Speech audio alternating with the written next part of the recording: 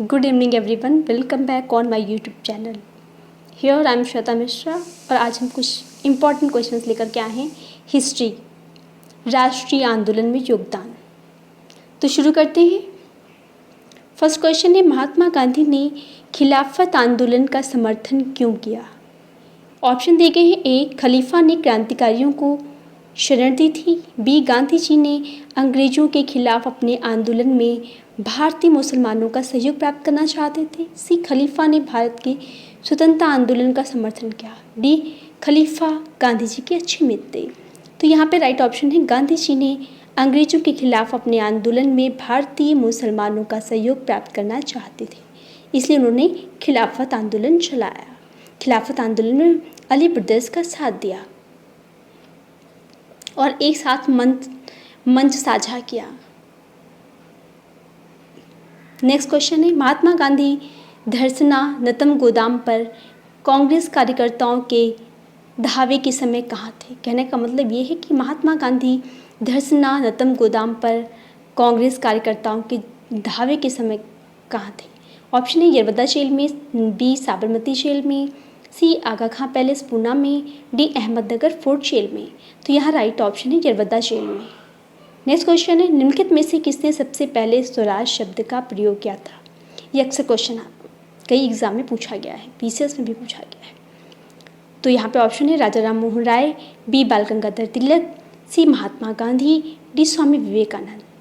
तो सबसे पहले बाल गंगाधर तिलक ने स्वराज शब्द का प्रयोग किया है। नेक्स्ट क्वेश्चन है, भारतीय स्वतंत्रता संघर्ष में हरिपुरा कांग्रेस 1938 ईस्वी किस कारण से एक मील का पत्थर बनी हुई? ऑप्शन है, इसने ब्रिटिश साम्राज्य के विरुद्ध युद्ध की घोषणा की। बी, इसने जवाहरलाल नेहरू को भारत के भावी प्रधानमंत्री के रूप में अभिषिक्त किया। सी, एक योजना आयोग के विचार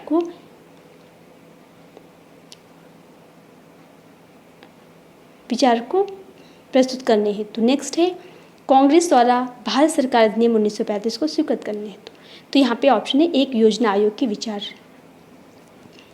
को प्रचारित करने के लिए कि ये योजना आयोग बनाया जाए। तो सबसे पहले किसमें योजना आयोग के मुद्दे की बात उठी थी? कांग्रेस के हरिपुरा अधिवेशन में 1938 में। और कांग्रेस हरिपुरा अधिवेशन की अध्यक्षता सुभाष चंद्र बोस ने की थी। नेक्स्ट है, भारतीय स्वतंत्रता संघर्ष के दौरान साइमन कमीशन का प्रयोजन क्या था? ए, जलियांवाला बाग हत्याकांड से संबंधित घटना की जांच करना। नेक्स्ट है, गवर्नमेंट ऑफ इंडिया एक्ट 1919 के कार्यकारण की जांच पड़ताल करना। सी, भारत में पाश्चात्य शिक्षा के संवर्धन का सुझाव देना।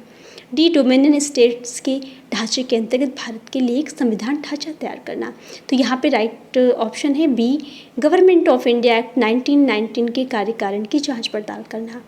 साइमन कमीशन का गठन 1927 में हुआ था और भारत में साइमन कमीशन 1928 में आया। और अक्सर क्वेश्चन आता है कि भारतीय के कौन से नेता जिन्होंने भारत साइमन कमीशन का विरोध करते हुए लाठीचार्ज में जिनकी मारे गए थे? तो लाला लाजपत राय थे, जिन्हें लाठियाँ पड़ी थी और जिसे उनके 1 महीने के बाद डेथ हो गई थी। तो साइमन कमीशन में 7 सदस्य थे और इसे श्वेत कमीशन भी कहा जाता है। और अक्सर कभी क्वेश्चन आता है कि साइमन कमीशन का विरोध क्यों किया गया? तो ये इसलिए किया गया क्योंकि इसमें कोई भी भारतीय सदस्य नहीं था।